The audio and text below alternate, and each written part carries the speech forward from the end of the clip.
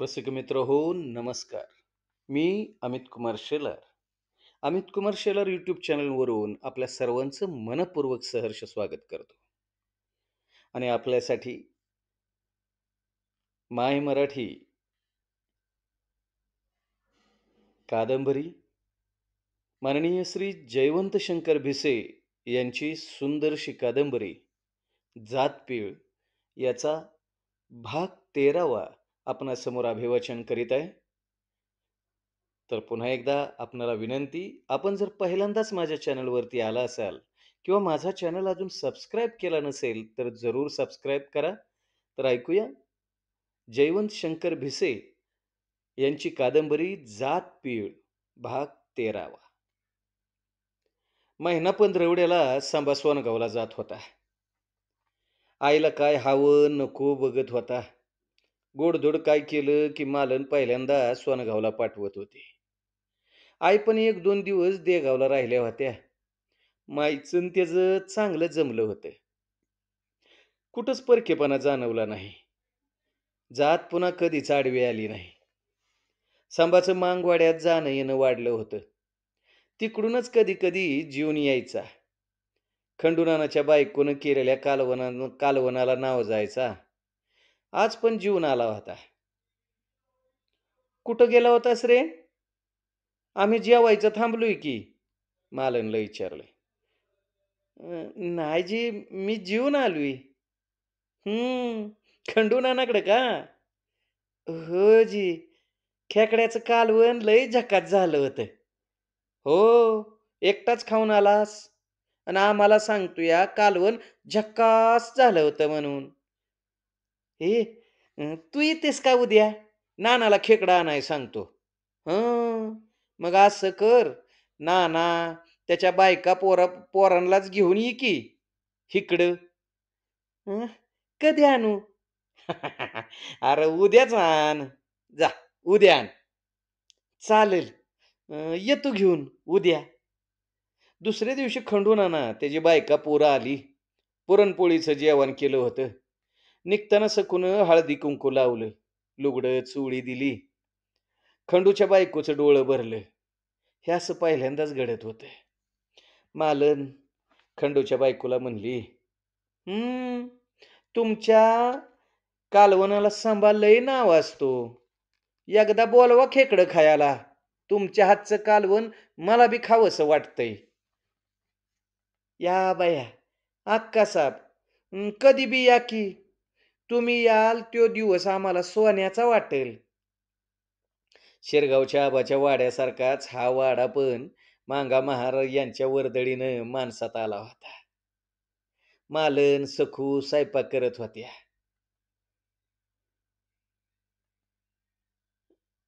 "येऊ का घरात?" "या, या. असं परक्यावानी काय विचारताय?" माय म्हणल्या आणि आता आवाज दिला. "सखू, पाणी आण." "बरं, सगळी बरी आहेत ना मग?" पाहुण्याला विचारलंय. "हो, सगळी बरी आहेत. सोमरडीला गेलो होतो. साडवाकडं. रात्री तिथंच मुक्काम केला. म्हटलं जाता जाता तुमची गाठ पण घ्यावी. तुमचं कसं बरं आहे ना व?" "हो, सगळं जहाक आहे बघा," माई हसत म्हणाल्या. सखून पाण्याचा तांब्या दिला आणि घरात वळली. तिला मालनला विचारलं तिला मालननं विचारलं, "कोण पाहुणं आहेत?" "इलाच दादाचं सासरं, लक्ष्मी वहिनीचं बाप." "हां, कधी येत नाहीत. पहिल्यांदाच आले ती." ती बाहेरच्या खोलीत आली. पाहुण्यांनी विचारलं, "बर, घरची सगळी बरी आहेत ना?" "हो, सगळी बरी आहेत. तुम्ही बरं आहे ना?" "हो, बरं आहे." "बरं, आता जेवायला बसा." दारातनं येऊन तिनं सांभा नेवर हाक दिली. "सांभा, ए सांभा, नेवरती, अरे जेवायला या की र." "आलो, आलो. अहो आलो की." त्या दोघांनी आवाज दिला. ती स्वयंपाक खोलीत निघून गेली. माणसानं आपल्या पायरीनं वागावं. इलासचा सासरा माईला म्हणला. हा, माईने नुसतं बघितलं. नाही म्हणलं, माणसानं आपली पायरी सोडू नये. तुम्ही कशाबद्दल बोलताय? नाही म्हणजे मला काही कळलं नाही. या बघा, जुन्या रीतीभाती जपल्या पाहिजेत. आपण तालेवार खानदानी माणसं. हम्म. माईने नुसता होकार दिला. ऐकून न ऐकल्यासारखं केलं. तसा पाहुणा दुखावला. तो मुद्दाम वाट वाकडी करून आला होता. लक्ष्मीकडून काही गोष्टी कळल्या होत्या. होता येईल तेवढं खडसावावं, अपमानित करावं, खानदानीच्या 4 गोष्टी सांगाव्यात, हा हेतू मनात होताच. पाहुणा गर्विष्ठ अन अहंकारी होता. कुत्र्याचं शिपूट किती बी सरळ केलं तरी वाकडं व्हायचंच. तशीच यांची जात आहे. कधी सुधारणार नाही ती. आता मात्र माईंचं बोलणं माईंना झोंबलं. त्या म्हणल्या, कोण सुधारलंय? आणि सुधारणा कशाला म्हणायचं व? हं? तसा पाहुणा गप झाला. त्याच्या जिवारी लागलं. ह्याच्यावर सडेतोड उत्तर दिलंच पाहिजे. तो विचारात पडला. तेवढ्यात मालन आली आणि म्हणली, उठा, ताट केल्यात, जेवायला चला. पाहुणा आत आला. त्यानं बघितलं, घोंगडं दुमतं टाकलं होतं. 3 ताटं वाढली होती. पाण्याचं 3 तांबे भरून ठेवलं होतं. 2 ताटासमोर सांभाळणीवरती बसले होते. पाहुणा गडीभर तसाच उभा राहिला. मनातनं चांगलाच भडाकला होता. त्याला सडेतोड बोलण्याची संधी पण चालून आली होती. आपण भडाकलो म्हणजे सारे हाबागतील. सांब्याला पंक्तीतनं उठावतील ह्याची त्याला खात्री होती. कपाळाला आठ्या पाडून त्यानं मालनकडे बघितलं आणि मोठ्या तिड्यात विचारले, बसू? कुठं जेवायला बसू? हिथं, ताटाकडे हात करून मालन म्हणाली. हिथं? ह, हिथं? आणखी आठ्या पाडून त्यानं विचारलं. हो का? मालननं विचारलं. मलाच का म्हणून विचारतीस वय ग? हा, मलाच विचारतीस का? काय झालं सांगाल का? मालन गंभीर झाली. माई पण गप होत्या. काय झालं? अरे हा वाडा वाईखोऱ्याचे शान होता. हितला मूळ पुरुष कर्तबगार सरदार होता. त्या मूळ पुरुषाच्या वाड्यात आज काय चाललंय? हा, अरे आमच्या खेटराजवळ सुद्धा ही जात उभी राहत नाही. आणि आज ह्या वाड्यात त्यांच्या ताटाला ताट लावून आम्ही बसायचं वय? नाही नाही नाही. त्यांच्या ताटाला सांबा ताडदिशी उठला. तो चिडला होता. तिनं हातानंच त्याला गपरा अशी खून केली. ती पण चांगली संतापली होती. पाहुणं, तोंड सांभाळून बोला बर का. हा वाडा माझा आहे. तुमचा रुबाब तुमच्या घरी दाखवा. म्हणजे म्हणजे ह्यांच्या परस मी तुम्हाला परका वाटलोय? होय, मी परका वाटलो? या बघा, ह्याच्या पुढं आणखी काय बोलला तर पायतानाच तोंड हाणीन. काय समजतं काय स्वतःला तुम्ही? पाहुणा म्हणून मान दिला तर घरचं वासम वाचता वय तुम्ही? मी मी मी मी लक्ष्मीचा तुझ्या भाऊजाईचा बाप आहे. हं? आणि मला मला तू पायतान दावतीस? कोण लक्ष्मी? कोण कोण भाऊजाई कोण? मी ओळखत नाही. सखू, पाहुण्याचं ताट कुत्र्यापुढे नेऊन ठेव ग. अगं उठकी, पाहुण्याचं ताट कुत्र्यापुढे नेऊन ठेव. माई पुढं आल्या. पाहुण्याला म्हणल्या, पाहुणं निघा, निघा आता, आणि जरा माणसासारखं वागाय शिका. अव, ह्या सांबाच्या ताटा शेजारी बसून जेवायची तुमची लायकी पण नाही. असली नाती चुलीत घालावीत. पाहुणा भांबावला. मोठ्या तोऱ्यात आला होता. मान खाली घालून निघून गेला. तर त्यो भरल्या ताटावरनं गेला म्हणून कुणाला काही वाईट वाटलं नाही. पण संभा एकाएकी गप झाला. त्याचा चेहरा उदासला. त्याला बघून मालन म्हणली, ए सांबा, अरे तू का गप्प झालायस? अक्का, अगं अक्का माझ्यामुळं तुमची पै पाहुणे दुरावत्यात. हं, आग लागो असल्या पै पाहुण्याला. अरे ती असली काय नसली काय. हे बघ, काय फरक पडत नसतोय मला. मालन म्हणतीये ना ती खरं आहे. अरे ज्याला माणसात माणूस दिसत नाही, त्या नात्याला, जातीला, धर्माला का म्हणून डोक्यावर नाचवायचं? माय पार बदलल्या होत्या. त्यांच्या बोलण्यानं संभाचं समाधान झालं होतं. बाळू पाटील अजून सापडत नव्हता. तो फरारीच होता. पोलिसांनी सगळा मुलूक पिंजून काढला. संभानं दऱ्या-खोऱ्या धुंडाळल्या. आज 2 महिने झालं त्याचा कुठंच मागमूस लागत नव्हता. ठाव-ठिकाणा कळत नव्हता. त्यो सापावानी आहे. धूक धरून असेल. संधी मिळाली तर दंश करेल. तिच्या मनात कुठंतरी पाल चुकचुकत होती आणि जीवाला हुरहुर लागत होती. संभाची काळजी वाटत होती. संभानं त्याची माणसं मारली. त्याला परागंदा व्हावं लागलं.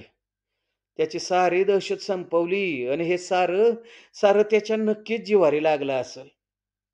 तो झाल्या प्रसंगानं सुधारायचा नाही. उलट उलट पिठून उठला असेल. मोक्याची वाट बघत असेल.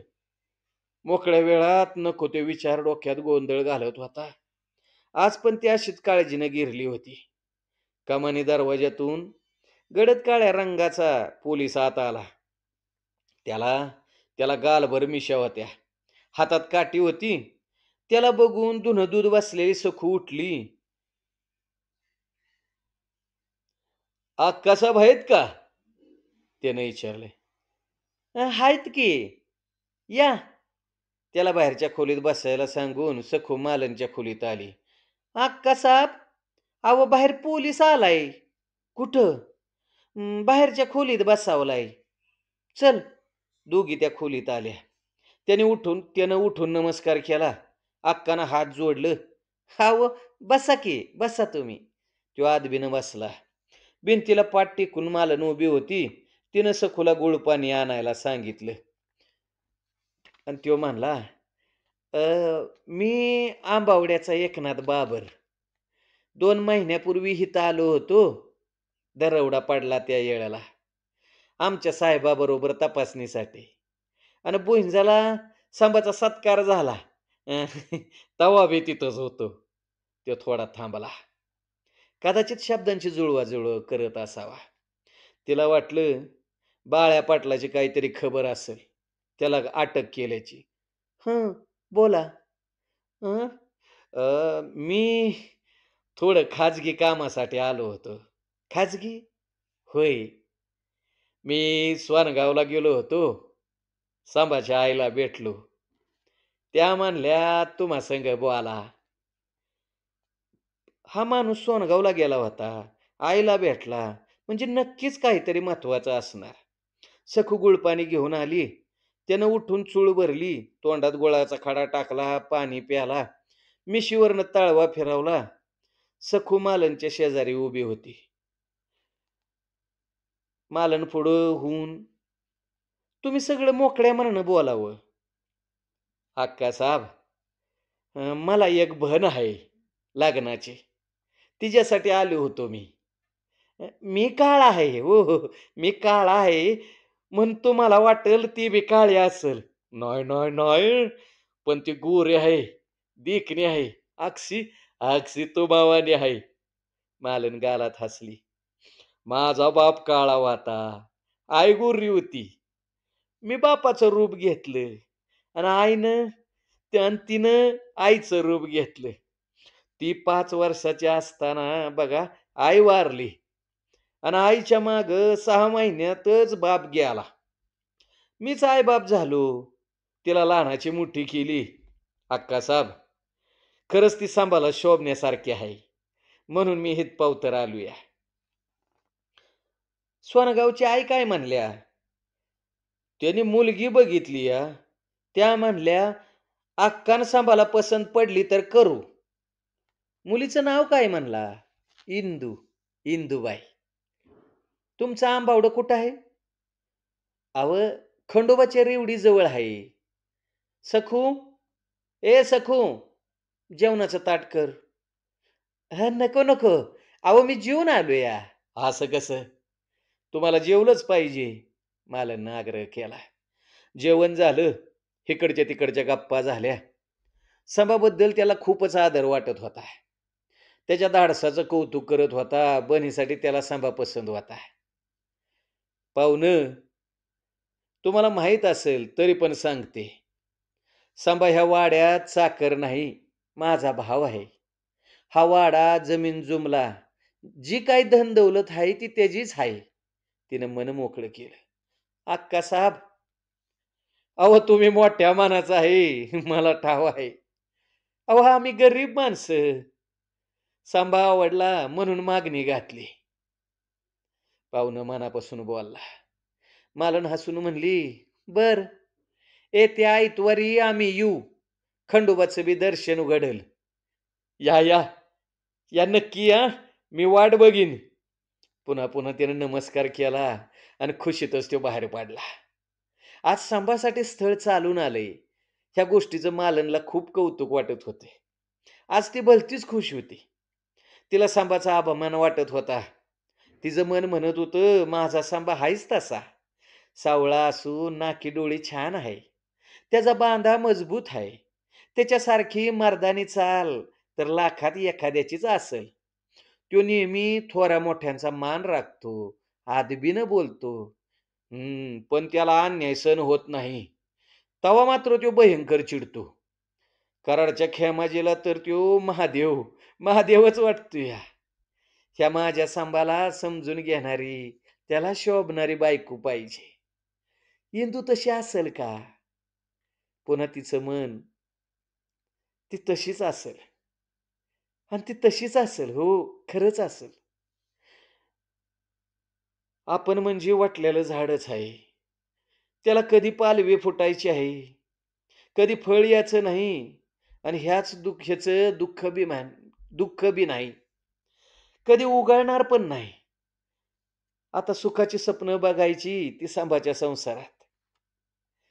त्याला त्याला पालवी फुटावी, बहार यावा, फळं यावीत, मोठ्या वृक्षासारखी. आणि आपण आपण त्या छायेत कधीतरी हळूच, हळूच डोळं मिटून जावं. "अक्कासाहेब, आज दिस नेहमी परशा वेगळाच वाटतोय नाही? हां?" खरंच सखू. आजचा दिवस सोन्याचा आहे. आपण असं करू, आज पुरणपोळी करूया. "अक्कासाहेब, इंदू चांगली त्याला शोभणारी असेल, तर टाका की उरकून." "होय, होय. बघूया की." ताटातल्या पुरणपोळ्या बघून संभाने विचारलं, "आज कांचा सण आहे?" "आज आज आहे इंदू सण." सकू म्हणली. "इंदू सण?" "हां, इंदू सण." "हा सण पण मी आजच ऐकतोया." "आम्हाला पण आजच कळला." "आजच कळला?" सांबा गोंधळला. त्यानं मालनला विचारलं, "अक्का, सखू वहिनी असं का म्हणतात गं?" "त्याला तसंच कारण आहे." "हं?" "अगं काय?" "सांगते, पण आधी सांग, तुला बायको कशी पाहिजे?" "माझी?" त्यो पुन्हा गोंधळला. "म्हणजे तुला बायको कशी पाहिजे? काळी पाहिजे, गोरी पाहिजे, उंच पाहिजे, बुटकी पाहिजे का आणखी कशी?" "हे बघ, ह्या सखू वहिनीवानी तू बी थट्टा करायला लागलीस का? बायानो, मला आपलं जीव द्या गं." "ए बाबा, तू शांत जेव, पण तुझं मत मला कळलं पाहिजे." "सांभा, अक्कासाहेबांनी मनावर घेतलंया. आता सुटका नाही तुझी. सांग बाबा, तुझी काय आवड आहे ती." नेवरती मधीच बोलला. "लाठीकाठी खेळणारी पाहिजे म्हणशील तर बाबा, तशी कुठं मिळायची नाही हं." सकूच्या बोलण्यावर सगळी हसली. तोंडात घास घालता घालता नेवरती हळूच मानला, "अगं, त्यो शिकवील की." "अक्का, खरं सांगू?" "अरे खरं तेच सांग." "हे बघा, मला काय पारक नाही आणि लगीन बी मला करायचं नाही." "का? संन्यास-बिन्यास घेणार आहेस का काय?"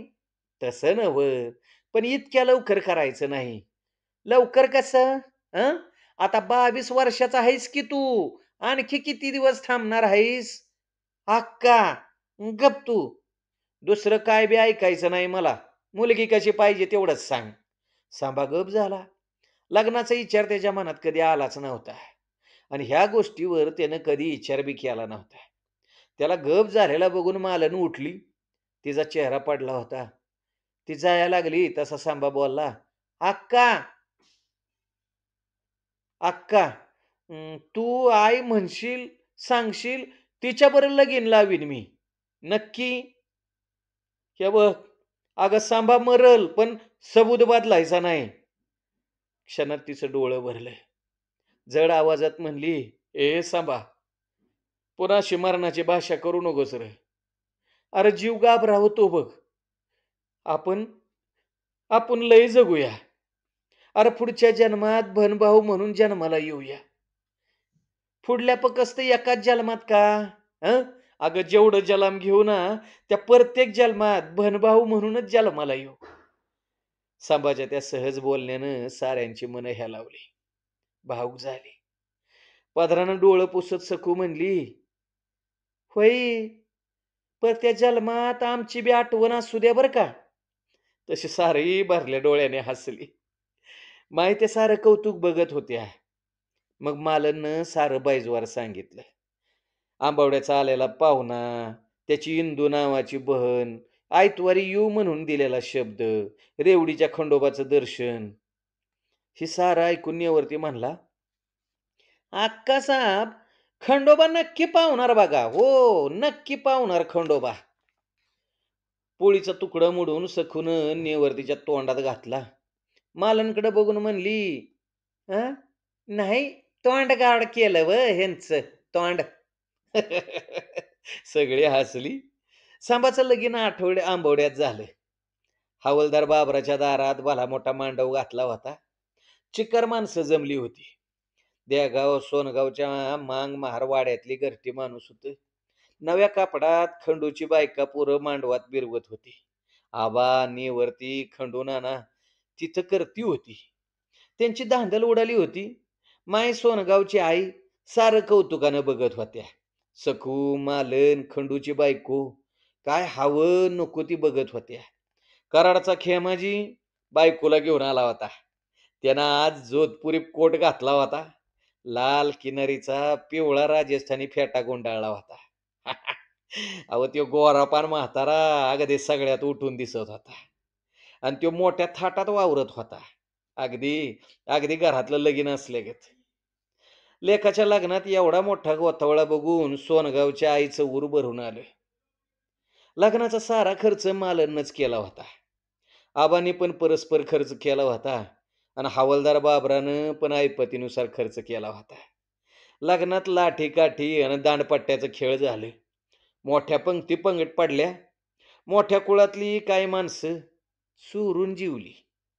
मात्र आबा, पुतळाबाई, मालन, सखू, नेवरती ताटमानानं जीवली आणि ताटमानानंच वावरली, झटली. त्या साऱ्यांचा आनंद आज गगनात मावत नव्हता. तिथं फक्त दोघच नाराज होती, विलास आणि त्याची बायको लक्ष्मी. त्यांना कसलाच हुरूप नव्हता. त्यांच्या मुखावर नाराजी अगदी स्पष्ट दिसत होती. कुणाचं लगीन, ना जातीचं ना गोत्याचं. त्यांना वाटत होतं आबा मालननं उगाच एवढा खर्च केलाय. नात्यातला असल्यासारखी झटली. आपली पै पाहुणी जात काय म्हणत असत्याल. आपण खानदानी मोठ्या कुळातली. ह्याचं आबाला आणि मालननं विचार तरी केलाय का? म्हणे ज्यानं जीवावर उदार होऊन वाड्याची राखण केली या. म्हणून काय झालं? अरे त्यो चाकर आहे. खाणं दडूत कपडा मिळतोय, पायका दिलाय. मग खाल्ल्या अन्नाला जागणं त्याचं कामच आहे. पैसा फेकला की अशी हजारानो चाकराची माणसं उभी राहत्याल. पण मालनला अक्कल नाही आणि आबाची बुद्धी पण भ्रष्ट झाली आहे. विलासची उलघाल झाली. तर लक्ष्मीला वाटत होतं आबा आणि आबांच्या भोळ्या सांबाचा सांबा पुरेपूर फायदा घेतोय.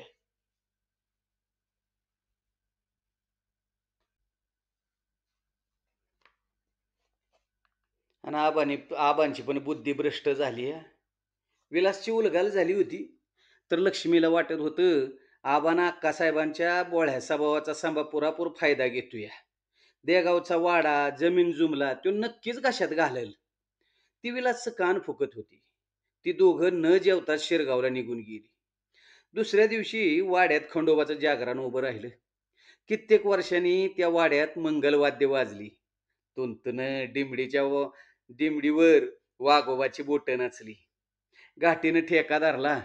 मुरळी नाचू लागली. दिवटी पेटली, भांडारा उधाळला. सदानंदाचा येळकोट. अरे कुलदैवत तू दिनांचा कैवारी, अरे कुलदैवत तू दिनांचा कैवारी, आम्ही लेकर माळसा बानू आई, आम्ही लेकर माळसा बानू आई.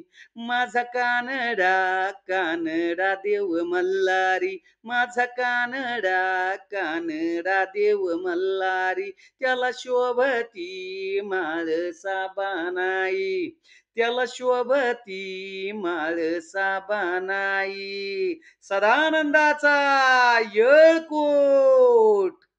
खंडोबाची गाणी घुमायला लागली. सर्वांची कपाळं भांडाऱ्यानं भरली. अख्खा वाडाच खंडोबाच्या भक्तीनं दंग झाला होता.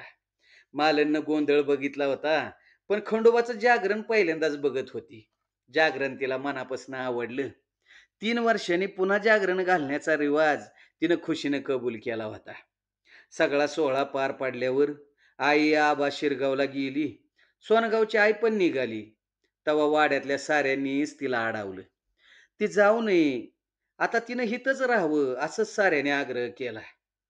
वय झालं, शरीर थकलंय, आता सुखात जगायचे दिवस आले. ती आई आई आता तुम्हाला सून आली या, आपण सारी एकत्रच राहू, मालननं समजावलं. सांभा, अरे सून जशी माझी आहे तशी तुमची पण आहेच की. माझी उणीव माय भरून काढत्याल.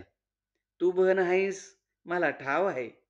माझ्या इतकाच तुमचा बी तिच्यावर जीव आहे. तुम्हा साऱ्यांनाच म्हणून पटतंय.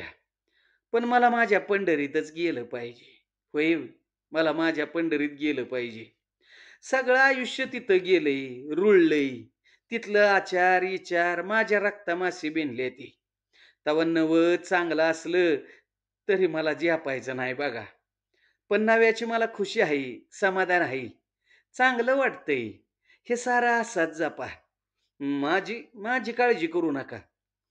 सांभा, माई, मालन, सखू, नेवरती सगळ्यांनी समजावलं, पण त्या थांबल्या नाही. ती निघताना मालन पाया पडली. ते त्याला तवा तिला उठवताना आई म्हणली, पुरी पुरी उठ, तू लई मोठी आहेस, देराची आहेस. चांगुलपणा तुझ्या ठाई ठाई आहे. सगळ्या मुलखात शिवाशिव आहे. जातपात कडक आहे. येगळ्या वस्ती आहे, ती येगळं पानवट आहेत. अशा वक्ताला माझ्या लेकराला वाड्यात घेतलंस, भावाप्रमाणे धरलंस, त्याचं लगीन जागरण सारं सारं रीती परमाने केलंस. कुठं कुठं उनी पडले नाहीस. तू माय आबा नेवरती सखू, तुम्ही सारे आमच्या जातीत पै पाहुण्यांच्या खुशीत मिसळला. सारं केलं. केवढं धाडास तुमचं. ओ, माणूस आज आहे तर उद्या नाही. पर तुम्ही पर तुम्ही साऱ्यांनी, तुम्हा साऱ्यांची कीर्ती, नाव कायम राहील कुंतीच्या कर्णवानी. हो, कुंतीच्या कर्णवानी. त्या अडाणी आईचं बोलणं मालनला सुखवून गेलं. महाभारतातला दानवीर कर्ण मोठा होता, त्याची कीर्ती मोठी आहे, तरी असा आशीर्वाद त्या माऊलीनं द्यावा. गाव कुसाबाहेर वाढलेली ती अडाणी माऊली, तिचं मन माया आभाळा एवढी मोठी आहे. पोरानं जीवाची बाजी लावून केलेलं उपकार तिनं किती सहज सहज पदराखाली झाकलं. आणि अनाथाशी माणुसकीची जाण आलेल्या आम्हाला कर्णाचा लौकिक मिळाला होता.